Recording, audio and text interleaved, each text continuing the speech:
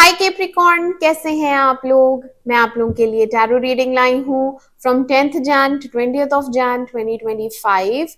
तो देख लेते हैं क्या है आप लोग के लिए मैसेजेस। और ये एक जनरल रीडिंग है तो ये सबके साथ रेजोनेट नहीं करेगी। ये जेंडर स्पेसिफिक भी नहीं है, मेल और फीमेल दोनों के लिए है। Love messages for Capricorn from 10th Jan to 20th of Jan 2025।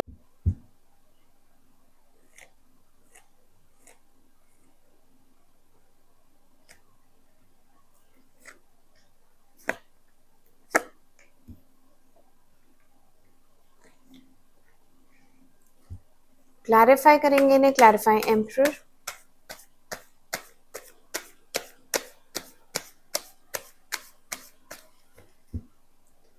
clarify emperor,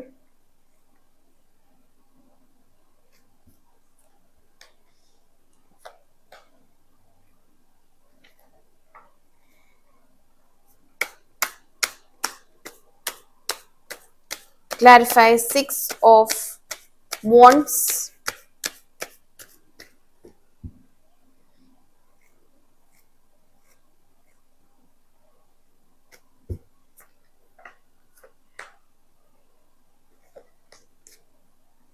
clarify three of wands,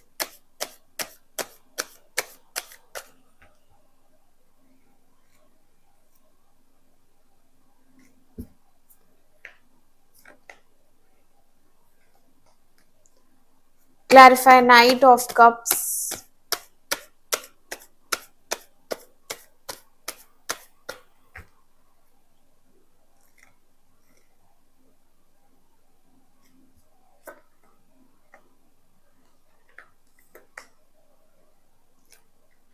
clarify knight of pentacles,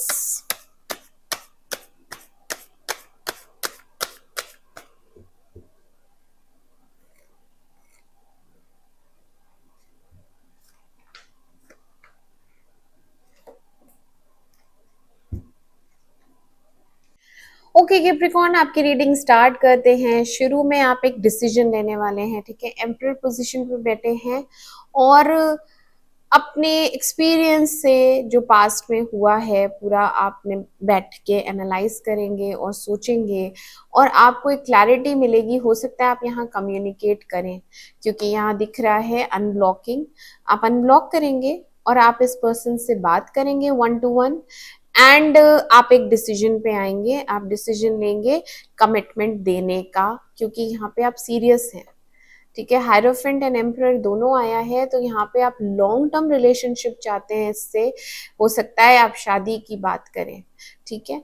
and इस इंसान को कन्विंस करना बहुत मुश्किल है क्योंकि यहाँ पे इसकी एनर्जीज नेगेटिव रहेंगी, ये रिलक्टेंट रहेगी। ऑल्दो इसको कोई नीड नहीं है, ये अपने में ही इस समय बिजी है, अपने काम में बिजी है, अपनी लाइफ में सिंगल है और अपनी लाइफ में ये अच्छे से जी रही है। इसको किसी की जरूरत नहीं है, ठीक है। बट आपको इसकी जरूरत है, आपको लगता है कि ये मेरी लाइफ में होनी चाहिए, तो आप इससे बात करेंगे और काफी चीजें प्रैक्टिकल इश्यूज पे बात किया जाएगा क्योंकि प्रैक्टिकलिटी क्या है, हमारी रिलेशनशिप का स्टेटस एक्चुअली में क्या है, इसमें आगे फ्यूचर क्या है, ये सारी बातें आप क्लैरिफाई करेंगे और करना चाहेंगे इससे।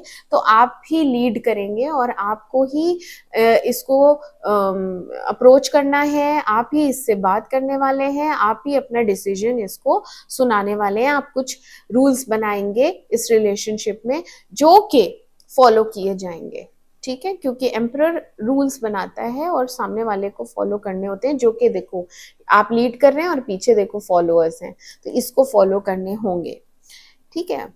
ऑल्दो यहाँ पे ये इसको परवाह नहीं है, ये अपनी दुनिया में मस्त है, ये खुश रहती है, अकेली है और अपनी लाइफ में आगे बढ़ रही है। इसको किसी की जरूरत नहीं है, ठीक है। इसको सक्सेस बहुत है अपने काम में, पेंटिकल्स हैं इसके पास, पैसा है, सब कुछ है, इसको किसी की नीड नहीं है। बट आप फिर भी काफी मायने रखते हैं, आपकी एक पोजीशन है और आप उस पोजीशन के रहते हुए इस सिचुएशन को कंट्रोल करेंगे एंड एक डिसीजन लेंगे कमिटमेंट का, ठीक है। कि मैं इसको कमिटमेंट दूंगा शादी के लिए, मुझे ये बहुत पसंद है, आप बहुत एडमायर करते हैं इसको क्योंकि ये इंडिपेंडेंट है। और आपको ऐसे ही लोग पसंद हैं जो प्रैक्टिकल होते हैं, जो स्टेबल होते हैं, जो इंडिपेंडेंट होते हैं और उन पे आप ट्रस्ट कर सकते हैं। तो ऐसे लोगों को आप जाने नहीं देना चाहते। ऑल्दो इसके साथ डिफरेंसेस बहुत हैं, ठीक है। एक किसी विषय पे अगर बात होती है तो बहस होती है, नहीं तो यहाँ पे कल्चरल डिफरेंसेस दिख रहे हैं, नहीं तो यहाँ पे एज डिफरेंस बहुत ज्यादा है, यहाँ पे डिफरेंसेस हैं, ठीक है। और पहले आपने ना चाहते हुए भी वॉक ऑफ किया था इस रिलेशनशिप से, बट आप खुश बिल्कुल भी नहीं थे, आपको लोनलीनेस लगती थी और आपको इसकी जरूरत फील होती थी, ठीक है। यहाँ देखो रात को ठीक से सो नहीं पा रहे, एंग्जाइटी हो रही है, आपने काफी मिस किया इस इंसान को, तभी तो आपने डिसीजन लिया कि मैं इसके बिना नहीं रह सकता, तो मैं इससे अब शादी ही कर लेता हूँ। आप इसको प्रपोज करने वाले हैं इन्हीं 10 दिनों में। ये देखो 3 ऑफ कप्स, यहाँ पे आप सोशलाइज भी कर रहे हैं, नहीं तो ये कोई शादी ही हो सकती है जिसे आप अटेंड करें, या यहाँ पे आप किसी की शादी में भी जा सकते हैं, ठीक है, और वहां आप किसी से मिलें।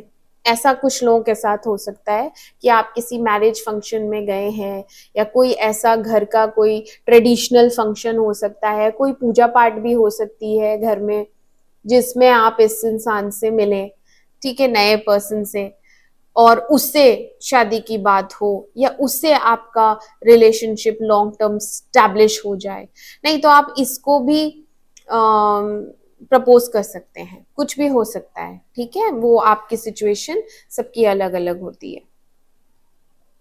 और जो आपके पर्सन है वो बहुत कंफ्यूज्ड हो जाएंगे, बहुत ज्यादा कंफ्यूजन में रहेंगे, उनको कुछ क्लैरिटी नहीं मिलेगी, बट कंफ्यूजन यही रहेगा कि करें क्या अब, है ना। क्योंकि निकल आई है वो तो, इस रिलेशनशिप से निकल आई है, तभी तो वो इंडिपेंडेंट एनर्जी में हैप्पी है।